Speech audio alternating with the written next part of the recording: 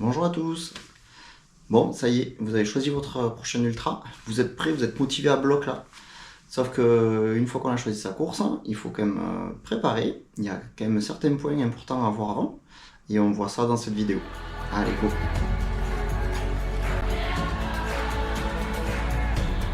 Accélère!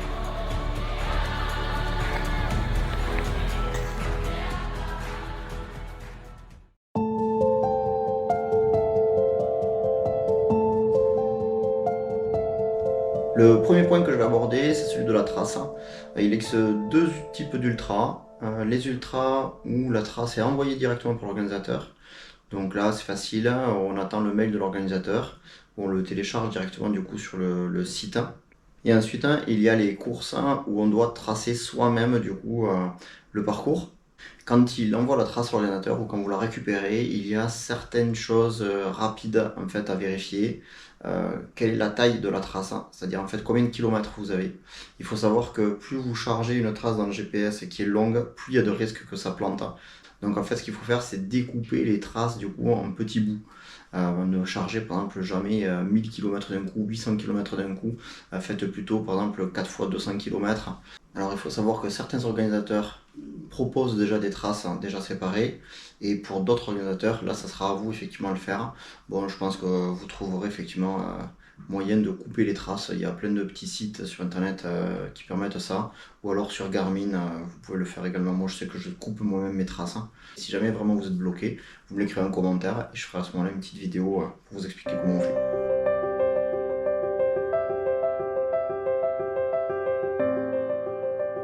Le deuxième point à aborder, c'est les barrières horaires, le temps imparti.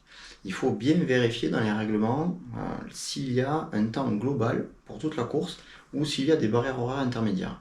Genre sur les Biking Man, il y a en fait des barrières horaires, c'est-à-dire du coup sur les checkpoints, à chaque fois au niveau du ravitaillement, il y a des heures de fermeture. Et effectivement, du coup, si vous ne passez pas à temps du coup au niveau de ces heures de fermeture, vous êtes hors délai. Ensuite, sur certaines courses, genre Bordeaux-Saint-Malo, genre les rails se croisent, etc., vous avez en fait des temps sur la globalité de la course. Donc vous gérez comme vous voulez, mais il faut arriver dans la limite horaire sur le point d'arrivée. Lorsqu'on n'a jamais fait d'ultra, le réflexe, et c'est normal, on fait toujours la distance totale divisée par le nombre d'heures maximum. Par exemple, 500 km divisé par 34 heures pour les UBF, pour les Ultra Bike France. Donc en fait, ça nous donne une moyenne de 14,7 km/h. Bon, quand on roule toujours à plus de 14 km/h. Donc on se dit, ça va, c'est facile. Ouais, sauf que il y a les pauses en fait à prendre en compte, il y a les ravitaillements à mettre de coup dans ce temps. Donc au final, il ne faut pas le diviser par 34. Il va falloir le diviser par le temps de roulage. Et là, de suite, c'est pas pareil. Si je prévois effectivement d'enlever 4 heures, 4 heures de pause, 1 heure parce que je m'arrête manger, pour trouver du coup de l'eau, éventuellement je m'arrête une petite demi-heure, 1 heure dormir, mais ça veut dire qu'il faut défaire les affaires du vélo, il faut remonter les affaires sur le vélo. Tout ça en fait c'est du temps perdu, c'est du temps perdu qui va compter dans la course. Si je prends le dernier 500 km dans les Pyrénées-Orientales que j'ai fait, vous l'avez en vidéo, en fait je me suis arrêté 6 heures. Ça veut dire qu'en fait à ce temps maximum il faut retirer les 6 heures. Là, il y avait 9000 mètres de dénivelé sur la course, et ça fait plus du tout du 14 de moyenne, ça fait du coup du 17,5 voire du 18 de moyenne. Et là, effectivement, on n'est plus dans le même créneau, il faut arriver à tenir un 18 de moyenne en montagne pendant 500 km. Autre exemple, le premier Bordeaux-Saint-Malo que j'ai fait, 2024, il y avait 800 km, 802 km exactement. J'ai mis 49h50, bon on va arrondir à 50 heures, donc si je fais les 800 divisé par 50 heures, en fait ça fait du 16 de moyenne. 16 de moyenne c'est pareil, c'est facile. Bon, en fait c'est facile, mais j'ai dormi 2 fois. Donc il y a 2 nuits où je me suis arrêté, plus les pauses pour manger, se ravitailler, etc. du coup dans la journée. En fait, si je regarde ma vitesse de déplacement, en fait je suis pas du tout à 16 de moyenne, je suis à 22,5, presque 23 de moyenne du coup sur l'ensemble des 800 km. Donc c'est pour ça que effectivement c'est bien de prévoir la moyenne, mais c'est pas du tout représentatif, et c'est ce qu'il va falloir travailler du coup aussi pendant l'entraînement. Il va falloir regarder sa moyenne véritable et pas la moyenne entre guillemets de déplacement. Il va falloir savoir mesurer les pauses que vous faites. Est-ce que vous êtes rapide quand vous faites les pauses? Ça du coup ça va prendre en compte dans votre entraînement pour pouvoir planifier éventuellement l'horaire que vous allez faire le jour J.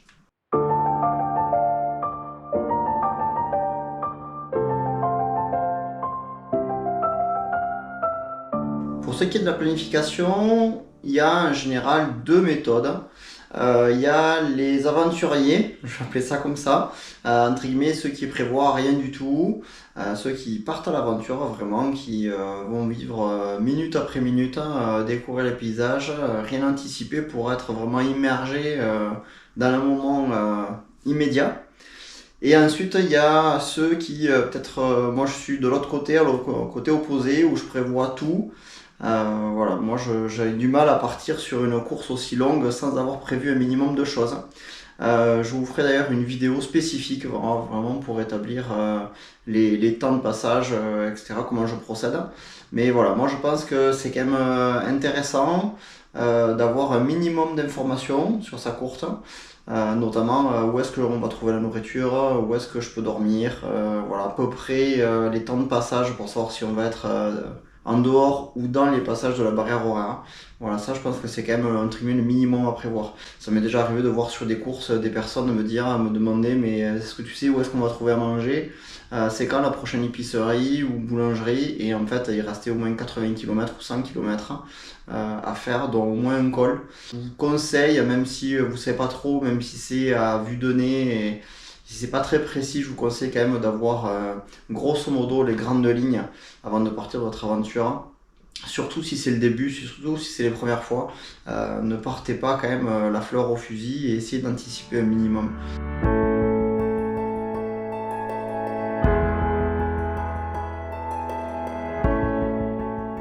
Lorsque vous allez réfléchir à cette organisation, c'est également important en fait, de voir le relief. On ne peut pas établir une moyenne générale si c'est tout plat ou si c'est en montagne. Donc on ne peut pas se dire, allez, 1000 km à tant de moyenne, je serai là au bout d'un jour, je serai là au bout de 2 jours. Non. Si je prends par exemple la Race Cross Portugal sur laquelle je suis inscrit au mois de mars, les 200 ou 250 premiers km c'est tout plat, et les 250 km suivants c'est en montagne. Donc forcément la moyenne entre les premiers 250 et la deuxième partie de 250, ben, du coup ça va pas du tout être la même. Donc on ne peut pas se fier du coup sur une moyenne globale de la course. Pour moi il faut adapter en fonction du terrain qu'on va avoir. Après c'est ma façon de faire, c'est vrai, chacun est libre de faire comme il a envie, mais je pense que c'est quand même important de prendre ce relief en compte. Pour 2 choses principalement, si effectivement on part sur une moyenne trop élevée et qu'on se dit ouais je vais faire ça et qu'après on est en retard à cause du relief, déjà on va être démoralisé complètement et ça c'est pas bon. Et deuxième chose, être en montagne comme c'est arrivé sur l'Espagne, certains qui prévoient rien, qui partent et arriver à 2h du matin en haut d'un col où il fait quasiment 0 et frigorifié, non. C'est se mettre en danger pour rien, ou alors vous le prévoyez à l'avance justement, et là on rentre dans l'anticipation et vous prévoyez avec des vêtements chauds, etc., que vous allez passer à cette heure là et que vous allez passer dans des conditions froides. Mais pour moi tout ça s'anticipe. Voilà. Ça sert à rien de mettre sa vie en danger, hein. Il faut quand même du coup que ça reste du plaisir. Ça peut être un défi personnel certes, mais il faut quand même que ça reste du coup maîtrisé.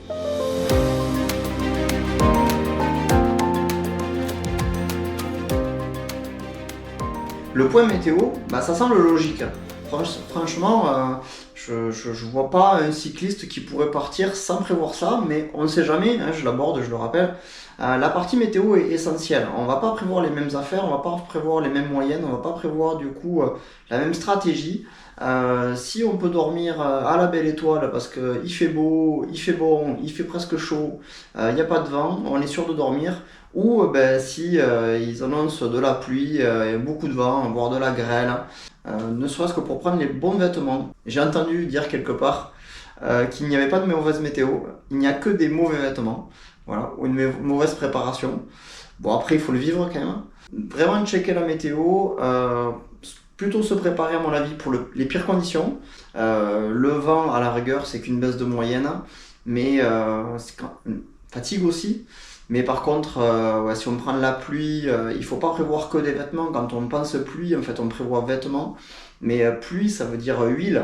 Hein, parce que la chaîne, quand votre vélo il est trempé et que vous avez passé 2 heures ou 3 heures sur la flotte, l'huile, en fait, la graisse sur la chaîne s'en va, par exemple.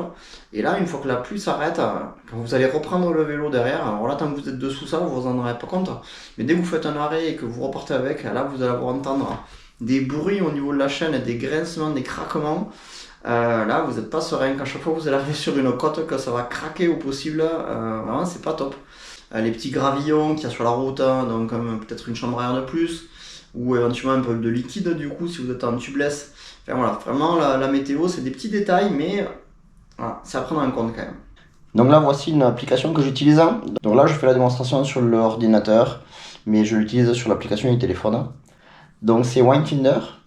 C'est une application qui permet de voir le vent, les grosses masses d'air qui circulent et également les précipitations. Donc on va avoir en fonction de l'heure, en fonction du coup du jour, les grosses masses d'eau qui vont passer au niveau des perturbations. Et ensuite au niveau pareil, toutes les 3 heures, on va voir en fait voir comment le vent en fait se déplace. Donc je suis pas, on va dire, dans la catégorie des meilleurs. Donc je vais pas chercher forcément à optimiser le passage sur les bons moments où il vaudrait mieux avoir le vent de dos. Mais par contre, ça permet quand même d'identifier si grosso modo dans la journée on va plutôt avoir un vent favorable ou défavorable. Mentalement, c'est quand même bien de pouvoir s'y préparer.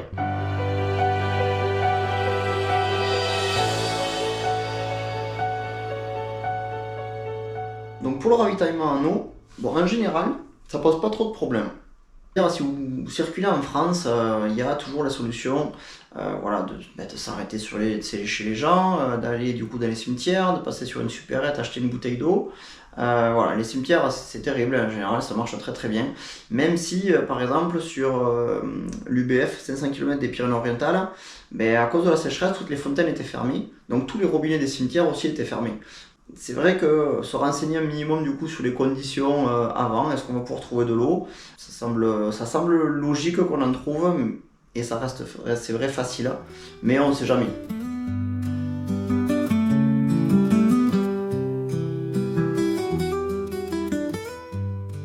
Pour le solide, par contre, c'est pas pareil. Pour le solide, si vous avez des régimes particuliers, je sais pas moi, vous êtes végétarien, vous êtes voilà, là ça peut se compliquer. Je sais que par exemple, moi je mange des sandwichs, etc. Donc certains me disent ouais, mais comment tu fais, le pain c'est pas très très bien. Bon, ouais, mais en même temps, quand on est sur une course, on mange ce qu'on peut, on mange ce qu'on trouve. Donc c'est vrai que peut-être du coup des aliments moins transformés, c'est mieux. Mais quand on est sur la course et quand on passe devant un magasin où il y a la nourriture, souvent on fait avec. Hein. On ne va pas faire 50 km en plus pour retrouver le gros supermarché et avoir tout ce qu'on veut. Non, on fait avec ce qu'on a sur place. Donc au niveau horaire, moi je trouve que c'est bien dans la planif. On en a parlé du coup dans le chapitre précédent. Dans la planif, de prévoir à quelle heure on va passer à peu près pour savoir si on est dans les temps. Si on passe à un magasin, on se dit tiens, là il y a un magasin, mais en fait on y passe à 2h du matin, ou un peu le magasin il sert à rien. Donc voilà, donc dans la planif, repérer un minimum du coup les magasins sur lesquels on peut compter, c'est pas mal. Surtout que des fois, il suffit de sortir en fait de 500 mètres ou 1 km de la trace pour avoir un vrai supermarché, une vraie épicerie, un vrai magasin. Donc voilà, moi je vous conseille effectivement de regarder grosso modo au moins les grosses villes en fait, où est-ce que vous passez et où sont les gros points de ravitaillement en solide. En sachant que ces points, il est tout à fait possible de les faire apparaître sur Garmin. Donc c'est-à-dire que quand vous passez du coup votre trace Garmin, quand vous checkez votre trace Garmin, vous ajoutez les points de nourriture par exemple sur la trace Garmin et comme ça sur votre compteur ça s'affiche. Voilà, ça c'est vraiment, moi je fais comme ça en tout cas, et c'est vraiment très très pratique de savoir où est le prochain magasin, dans combien de kilomètres, dans combien de temps, parce que tout ça en fait Garmin nous le donne. Donc on a des outils, autant s'en servir.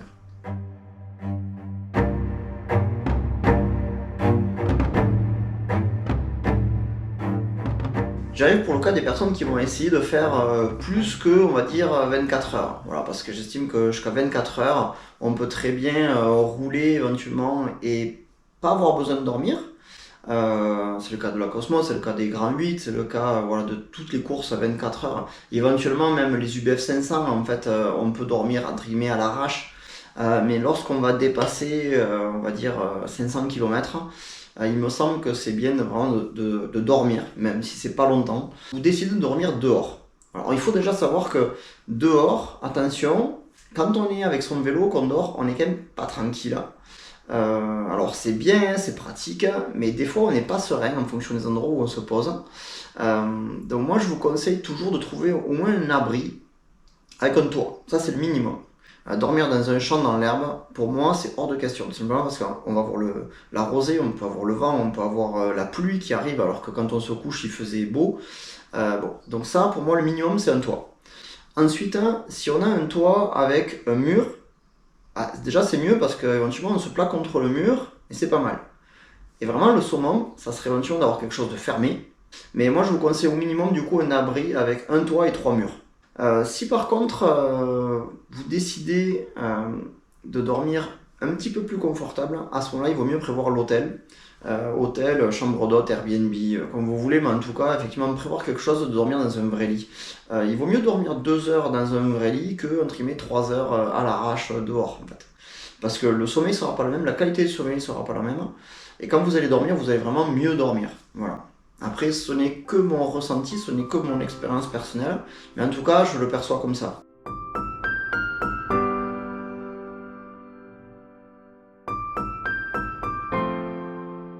Pour le chargement des appareils, c'est un point essentiel. Si vous n'avez plus de GPS, si vous n'avez plus de lumière et que vous devez rouler la nuit, la course s'arrête, vous êtes immobilisé, à moins que vous soyez assez fou pour rouler sans lumière de nuit. Voilà, ça je le déconseille complètement.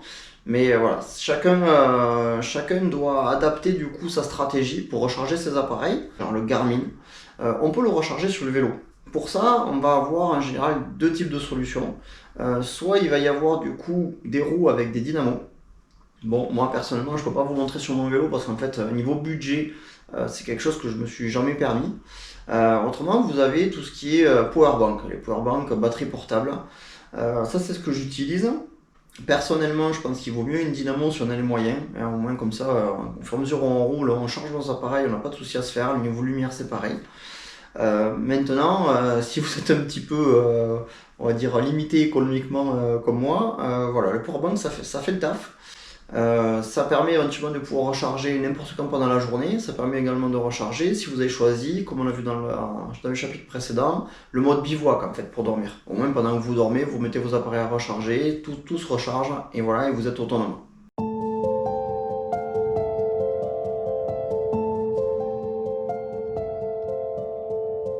Bon, ensuite, dernier point, c'est l'assistance.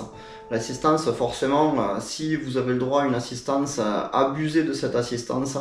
Vraiment, si vous avez le droit à prendre, je sais pas, sur UBF, c'est un petit sac qu'on nous donne avec un volume, je crois que c'est 15 litres. Ouais, je sais que moi, le sac, il était gavé. Je préfère, du coup, éventuellement, après, ne pas m'en servir, mais avoir eu l'opportunité de l'avoir. Sur l'Espagne, on avait le droit, du coup, à l'assistance sur le point de bivouac. Aussi, donc c'est sur le point qui était au milieu de la course, donc là j'avais changé complètement de vêtements, j'avais eu du coup de la nourriture vraiment spécifique effectivement que j'avais demandé à Valérie de préparer. Voilà, vous pouvez du coup changer, moi j'avais changé complètement du coup, je sais plus, de lumière aussi pour partir avec une lumière chargée, pas perdre de temps, aller recharger éventuellement, enfin voilà, vraiment abuser si vous en avez le droit. Voilà, ça vraiment, vérifier dans les courses. Toutes les courses ne le permettent pas, attention, c'est pas un droit, c'est chaque course, chaque organisateur qui spécifie savoir s'il autorise ou pas ce genre du coup d'assistance. Mais si vous avez droit, vraiment, il faut vraiment l'utiliser.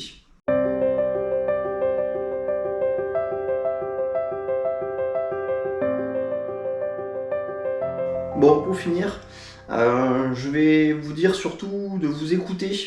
C'est-à-dire écouter votre propre corps, écouter vos sensations, c'est quand même la meilleure chose à faire pendant une course. Vous aurez beau préparer toutes les planifs du monde, être au millimètre près, avoir tout prévu au niveau des affaires dans le sac, etc. Voilà, il faut quand même garder une certaine souplesse, être adaptable, parce qu'une course se passe rarement comme on l'a prévu, en tout cas. Il y a toujours des imprévus. Voilà. Donc même si globalement ça se passe assez bien, il y a toujours des imprévus à gérer, surtout sur des courses assez longues. La chose principale en ultra, c'est vraiment de se connaître. Si vous vous connaissez, en général, ça va bien se passer. Si vous savez de quoi vous êtes capable, que vous ne surestimez pas, que voilà, vous faites dans vos moyens, il n'y a pas de raison que ça ne se passe pas bien.